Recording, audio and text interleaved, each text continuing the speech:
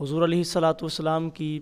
تشریف آوری پر سارا زمانہ اظہار مسرت کر رہا ہے اور ہر طرف حضور علیہ السلام کے تذکار کی خوشبو سے اپنے مشام ہستی کو معطر کیا جا رہا ہے، اور حضور علیہ السلام کا ذکر اہل ایمان کو تسکین دے رہا ہے۔ میں خانہ سہارا دیتا ہے نہ جام سہارا دیتا ہے،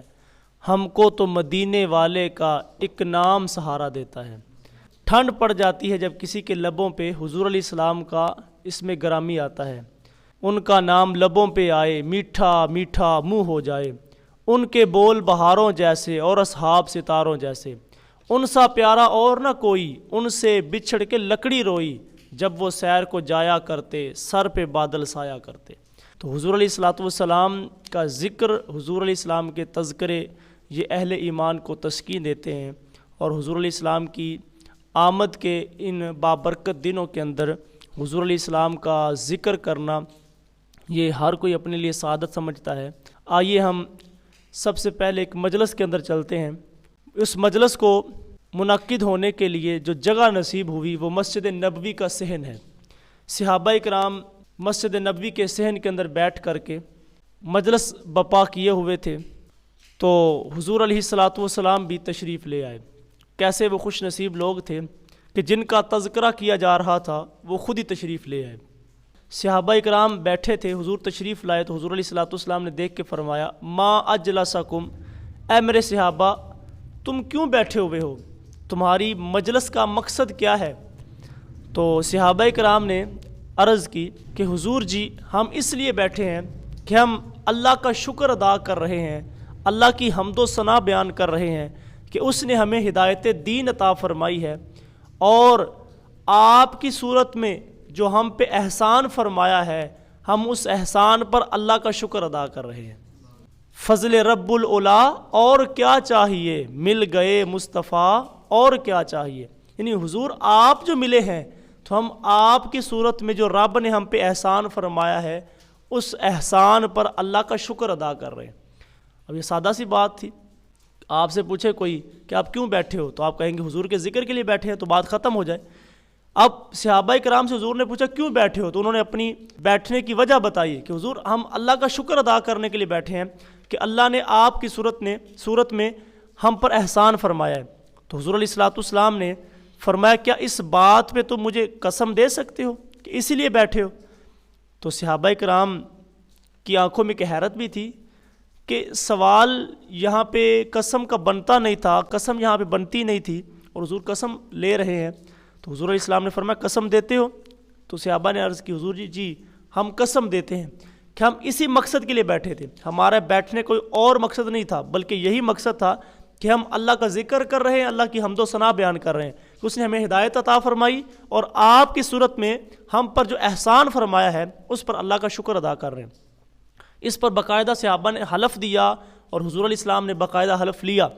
تو پھر حضور علیہ الصلاۃ والسلام نے فرمایا اے میرے صحابہ جو میں نے ابھی تم سے قسم لی ہے، یہ قسم کوئی تہمت کی بنیاد پہ نہیں لی، یعنی تمہاری بات پہ مجھے کوئی شک نہیں تھا کہ میں نے اس شک کو دور کرنے کے لیے تم سے قسم لی ہے، بلکہ معاملہ کچھ اور تھا۔ تم یہاں بیٹھ کے ذکر کر رہے تھے، مجلس بپا کیے ہوئے تھے، اور میں حجرے میں تھا، میرے پاس جبریل آئے اور آ کر کے انہوں نے مجھے بتایا کہ حضور جی آپ ادھر تشریف فرما ہیں، باہر نکل کے تو دیکھو آپ کے صحابہ آپس میں بیٹھ کے جو مجلس منعقد کر کے اللہ کا ذکر کر رہے ہیں، اللہ کی حمد و ثنا بیان کر رہے ہیں، اور آپ کی صورت میں ملنے والے انعام پر رب کا شکر کر رہے ہیں، تو اللہ تعالیٰ آپ کے صحابہ کے اس عمل پر فرشتوں کے اندر ناز فرما رہا ہے۔ ان کا عمل کیا تھا کہ وہ مل بیٹھ کے حضور کی آمد پر رب کا شکر ادا کر رہے تھے۔ تو رب کی رحمت سے کوئی بعید نہیں کہ آج کی مجلس بھی قبول کر لی جائے اور اللہ تعالیٰ فرمائے اے فرشتو صدیاں قبل میں نے ان کو اپنا محبوب عطا فرمایا تھا، کیسے قدردان لوگ ہیں، یہ آج بھی بیٹھ کے اس نعمت کا شکر ادا کر رہے ہیں۔ تو حضور علیہ الصلاۃ والسلام کا ذکر کرنا اور حضور علیہ الصلاۃ والسلام کی آمد پر رب کا شکر ادا کرنا یہ اہل ایمان کے ہاں مروج ہے اور شروع سے ہی چلتا آ رہا ہے۔ حضور علیہ الصلاۃ والسلام ہر پیر والے دن روزہ رکھا کرتے تھے۔ صحابہ نے عرض کی حضور جی یہ روزہ کس چیز کا؟ تو فرمایا اس دن میری ولادت ہوئی تھی، اس دن میں دنیا میں تشریف لایا تھا، اس وجہ سے میں رب کا شکر ادا کرنے کے لیے روزہ رکھتا ہوں۔ تو یہ بھی ایک شکرانے کا انداز ہے اور شکرانے کی صورت ہے کہ ہم اللہ کی بارگاہ میں روزہ رکھ کے رب کا شکر ادا کریں۔ تو کوئی بھی ایسا جائز طریقہ جس کا شریعت نے جس سے ممانعت نہیں کی، منع نہیں فرمایا، تو وہ طریقہ اپنا کر کے ہمیں رب کی بارگاہ میں شکر ادا کرنا چاہیے کہ یا اللہ تو نے وہ اپنا محبوب عطا فرمایا، وہ پیغمبر عطا فرمائے جن کے لیے نبیوں نے بھی دعائیں کی۔ حضرت ابراہیم علیہ السلام بھی رب کی بارگاہ میں دعا کرتے ہیں، ربنا وابعث فیہم رسولا، باری تعالیٰ دیکھ تیرا گھر بنا دیا ہے، اب اس گھر کو بسانے والا محبوب بھی بھیج دے۔ تو کتنے بڑے لوگ حضور علیہ السلام کے لیے دعائیں کرتے رہے۔ ایک دن حضرت عیسیٰ علیہ السلام اپنے حواریوں کو بٹھا کر کے حضور علیہ السلام کے فضائل بیان کرتے ہیں، حضور علیہ السلام کی تعریف بیان کرتے ہیں اور فرماتے ہیں کہ میں اب جا رہا ہوں، میرے بعد جو آئے گا وہ بڑا شانوں والا رسول ہوگا، وہ بڑی عظمتوں والا رسول ہوگا، بڑی رفعتوں والا رسول ہوگا، بس میں جا رہا ہوں۔ اور فرمایا کہ میں اس کا نام بھی بتا دیتا ہوں، اس کا نام ہوگا احمد صلی اللہ علیہ وآلہ وسلم۔ تو ایک حواری وہ اٹھ کر کے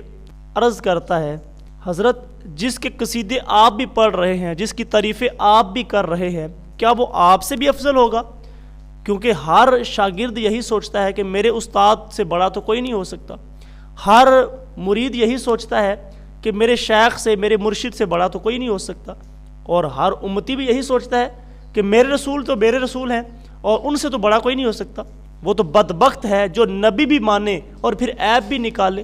محبوباں تے نکتہ چینی جڑا کرن تو باز نہیں آندا، اصل منافق جانیے اس نو وہ جھوٹے پیار جتاندا، سانو دسیا عشق دے مفتی جڑے مڑ مڑ پیا فرماندا، آزم جتھے دل لگ جاوے اتھے عیب نظر نہیں آندا۔ اگر عیب ہو بھی تو دل لگ جائے تو پھر عیب دکھائی نہیں دیتا، اور میرے رسول کی بارگاہ تو وہ بارگاہ ہے جہاں عیب ہے ہی کوئی نہیں۔ خلقتا مبرأ من کل عیب، حضور علیہ السلام کے سامنے حضرت حسان بن ثابت پڑھتے ہیں کہ حضور جی اللہ نے آپ کو ہر عیب سے مبرہ بنایا ہے، ہر عیب سے پاک پیدا فرمایا ہے، تو جہاں دل لگ جائے وہاں عیب ہو بھی تو نظر نہیں آتا۔ وہ لیلا کو بادشاہ وقت نے اپنے دربار میں بلایا اور کہا کہ تیرا بڑا میرا شہرہ سنا تھا، تیری بڑی شہرت سنی تھی، تو نے ایک قیس کو جو شہزادہ تھا اس کو مجنوں بنا دیا، تیرے عشق میں ایسا پاگل ہو گیا کہ وہ ریت کے اوپر لیلا لیلا لکھتا ہے۔ گزرنے والا پوچھتا ہے کہ یہ کیا کر رہا ہے؟ وہ کہتا ہے میں اپنے محبوب کا نام لکھ لکھ کے دکھی دل کو قرار دیتا ہوں۔ وہ کہنے لگا جو بادشاہ تھا کہ میں نے تیرا بڑا نام سنا، تیری بڑی شہرت سنی، میں تجھے دیکھنا چاہتا تھا، تیرے اندر کون سا ایسا حسن ہے، کون سا تیرے اندر جادو ہے کہ جس کی وجہ سے ایک سردار وہ اپنے حواس باختہ کر لیتا ہے، اپنے ہوش گوا دیتا ہے۔ تجھے دیکھنا چاہتا تھا، لیکن افسوس یہ ہے کہ میں تجھے دیکھتا ہوں تو نے مجھے متاثر نہیں کیا۔ میں سمجھتا تھا تیری نرگسی آنکھیں ہوں گی، قد رانا ہوگا اور شربتی لہجہ ہوگا، باریک ہونٹ ہوں گے، تیرا بڑا خوبصورتی کا انداز ہوگا، لیکن تجھ سے زیادہ حسین تو میری لونڈیاں ہیں، تجھ سے زیادہ حسین تو میرے ہاں کام کرنے والی ہیں، تو نے مجھے متاثر نہیں کیا۔ جب کھری کھری سنائی نا تو لیلا نے راستہ نہیں تبدیل کیا، لیلا نے جو سر نیچے نہیں کیا، بلکہ لیلا کہنے لگی بادشاہ تو کو مجنوں تو نہیں نا؟ اگر تو مجنوں کی آنکھ سے مجھے دیکھتا تو میرے اندر تجھے عیب نہیں بلکہ خوبیاں ہی دکھائی دینی تھی۔ مولانا رومی فرماتے ہیں کہ اگر لیلا کو دیکھنا ہو تو مجنوں کی آنکھ چاہیے، اگر حضور کو دیکھنا ہو تو ابو بکر کی آنکھ چاہیے۔ اگر وہ آنکھ مل جائے تو پھر ہر طرف انہی کے جلوے دکھائی دیتے ہیں۔ پھر ظہوری علیہ رحمہ کے لہجے میں کہوں گا تو وہ کہتے ہیں مکے کی فضاؤں میں، طیبہ کی ہواؤں میں ہم نے تو جدھر دیکھا سرکار نظر آئے۔ پھر ہر طرف انہی کے جلوے دکھائی دیتے ہیں۔ تو حضرت عیسیٰ علیہ السلام جب حضور علیہ السلام کا ذکر کرتے ہیں تو حضرت عیسیٰ علیہ السلام کا حواری کہتا ہے حضرت جس کے قصیدے آپ بھی پڑھ رہے ہیں کیا وہ آپ سے بھی افضل ہوگا؟ تو حضرت عیسیٰ علیہ السلام فرمانے لگے تم افضل ہونے کی بات کرتے ہو، وہ تو اتنا شانوں والا رسول ہے، وہ اتنا عظمتوں والا رسول ہے، اگر اس رسول کے نالین کے تسمے کھولنے کی سعادت عیسیٰ بن مریم کو مل جائے یہ بھی سعادت مندی کی بات ہے۔ پھر ہم نہ کہیں کہ یہ میری خوش قسمتی میں تیرا امتی، یاد ان کی نہ بھولو نیازی کبھی، وہ کہیں امتی تو بھی کہہ یا نبی۔ فخر کا دل میں دریچہ باز کرنا چاہیے، جن کا تو آقا ہے ان کو ناز کرنا چاہیے۔ تو ہم تو ناز کرنے کے لیے بیٹھے کہ یا اللہ تیرا شکر ہے کہ تو نے اپنا محبوب ہمیں عطا فرمایا اور ایسا رسول ہمیں عطا فرمایا جن کی مثل نہیں ملتی۔ حضور علیہ الصلوۃ والسلام کی بارگاہ کے اندر حاضر ہونے کے لیے لوگ ترستے رہے، تو ہمیں تو اللہ نے یہ سعادت مندی نصیب فرمائی کہ اللہ نے اس رسول کا ہمیں امتی بنایا ہے۔ اللہ اکبر۔ حضور علیہ الصلوۃ والسلام ایک دن تشریف فرما تھے۔ حضور علیہ الصلوۃ والسلام نے صحابہ سے فرمایا، اے میرے صحابہ، تمہیں مبارک ہو کہ تم نے مجھے دیکھا اور مجھ پر ایمان لائے۔ اب صحابہ کرام نے مبارکباد وصول کی۔ حضور علیہ الصلوۃ والسلام نے فرمایا، ان کو 7 مبارکیں ہوں جنہوں نے مجھے دیکھا بھی نہیں ہوگا پھر بھی وہ مجھ پر ایمان لائیں گے۔ اللہ کے رسول نے ہمیں 7 مبارکیں عطا فرمائی ہیں۔ تو حضور علیہ الصلوۃ والسلام کی صورت کے اندر اللہ نے جو ہم پہ احسان فرمایا ہے، ہم اس احسان پر اللہ کا شکر ادا کرنے کے لیے اللہ کی بارگاہ میں نذرانہ محبت بھی پیش کرتے ہیں۔ اس کی میں نے کہا صورتیں کوئی بھی ہو سکتی ہیں، وہ آپ حضور کا ذکر کر کے، اللہ کا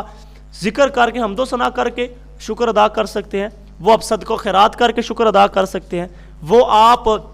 گھر کے اندر جائیں اور اپنے بچے کو بلا کر کے کہیں بیٹا یہ 500 روپے لیں، وہ کہے ابو جی آج 500 روپے خیریت ہے، تو آپ کہیں کہ بیٹا آج آمنہ کے لال تشریف لائے تھے، آج میں حضور کی آمد کی خوشی کے اندر تمہیں یہ پیسے دے رہا ہوں، تم کسی فقیر کو لو اور اس کو کھانا کھلا دو، کوئی پوچھے کہ یار یہ کیا کر رہے ہو، تو کہو کہ خوشی ہے آمنہ کے لال کے تشریف لانے کی۔ تو حضور علیہ الصلوۃ والسلام کی آمد کی خوشی کے اندر کوئی بھی جائز طریقہ وہ اپنا کر کے آپ جو ہے نا اس رب کی نعمت کا شکر ادا کر سکتے ہیں۔ آپ پنجگانہ نماز پڑھنے کا عہد کر لیں، آپ مسجد میں آئیں تو قاری صاحب یہی پوچھیں گے کہ بیٹا آج خیریت ہے، آج آپ نے 5 نمازیں پڑھ لیں اور جماعت کے ساتھ پڑھی تو بڑی اچھی بات ہے، تو آپ کہیں کہ حضرت آپ کو نہیں پتہ میں نے اس رسول کا میلاد سنا ہے جنہوں نے فرمایا تھا کہ میری آنکھوں کی ٹھنڈک وہ نماز کے اندر رکھی گئی ہے۔ کوئی بیٹا جائے اور جا کر کے اپنی والدہ کے اپنے والد کے پاؤں دبائے تو والدین پوچھیں کہ بیٹا تم تو پہلے سیدھے منہ بات نہیں کرتے تھے اور آج میری خدمتیں کر رہے ہو، تو کیا وجہ ہے؟ تم بتاؤ کہ ابا جی امی جان آپ کو نہیں پتہ میں نے اس رسول کا میلاد سنا ہے جنہوں نے فرمایا تھا جس کے والدین راضی ہیں ان سے رب بھی راضی ہے، تو میں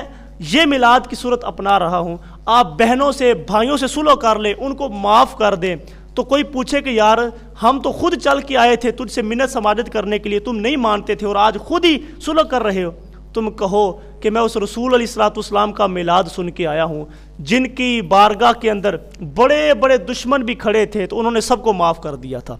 ان کو معاف کر دیا تھا۔ تو حضور علیہ الصلوۃ والسلام کی صورت کے اندر جو رب نے ہم پر احسان کیا ہے اس کے شکرانے کی کوئی بھی جائز صورت وہ اپنائی جا سکتی ہے۔ میری قوم کی بیٹی وہ اپنے سر پہ دوپٹہ حجاب سکاف وہ لینے کا اہتمام کر لے، تو کالج کے اندر بیٹھی ہم جولیاں اس سے پوچھیں کہ تم تو اس دوپٹے کو بوجھ سمجھتی تھی اور آج یہ برقع لیا ہوا ہے، اس کی وجہ کیا ہے؟ تو وہ کہے کہ تمہیں نہیں پتہ میں نے اس رسول کا میلاد سنا ہے جن کی بارگاہ کے اندر ایک کافر کی بیٹی بھی آئی تھی تو اس رسول نے اس بیٹی کے سر پر بھی دوپٹہ دے دیا تھا، تو یہ بھی ایک میلاد ہوتا ہے، یہ بھی ایک میلاد کی صورت ہوتی ہے، تو اس پر کوئی جھگڑنے کی بات نہیں ہے۔ ہاں یہ آپ پوچھ سکتے ہیں کہ حضرت ہمیں بتائیے نا ہم کیسے اچھے طریقے سے اس رسول کا میلاد منا سکتے ہیں، تو میلاد منائیے اور حضور علیہ الصلوۃ والسلام کا ذکر کیجئے اور اپنی ساری زندگی اس آقا و مولا کی یاد کے اندر گزاریے اور یہ عہد کیجئے کہ حضور جی ہمارے گھر کے بنیرے کے اوپر بھی آپ کے نام کی جھنڈی لگی ہے اور دل کے ایک ایک پرت پر بھی آپ کے نام کی جھنڈی لگی ہے، اور ہمارا انداز بتائے کہ ہم واقعی اس رسول کے ماننے والے ہیں۔ میرے حضرت فرمایا کرتے ہیں بیٹا ایسا نہ ہو کہ لوگ تم سے پوچھیں کہ تم کون ہوتے ہو اور تم بتاتے پھرو کہ دیکھو یہ مذہب کے خانے میں اسلام لکھا ہے اور میں مسلمان ہوتا ہوں۔ آپ فرمایا کرتے بیٹا نہ کسی کو پوچھنے کی ضرورت پڑے اور نہ تمہیں بتانے کی ضرورت پڑے، تم دور سے آ رہے ہو، تمہارا انداز معاشرت، انداز تکلم اور اٹھنے بیٹھنے کا انداز ہی ایسا ہونا چاہیے دور سے نظر آئے کہ وہ دیکھو آمنہ کے لال کا غلام آ رہا ہے، وہ رسول کریم کا غلام آ رہا ہے، نور آنکھوں میں تو چہروں پہ اجالے ہوں گے، مصطفیٰ والوں کے انداز نرالے ہوں گے۔ دنیا میں بھی ان کے دم سے مقدر چمکا اور محشر میں بھی ان کی رحمت کے حوالے ہوں گے۔ آئیے اس رسول علیہ الصلوۃ والسلام کی آمد کی خوشی کے اندر ہم اپنی زندگیوں کو تبدیل کریں۔ اللہ تعالیٰ قابل عمل باتوں پہ توفیق عمل نصیب فرمائے۔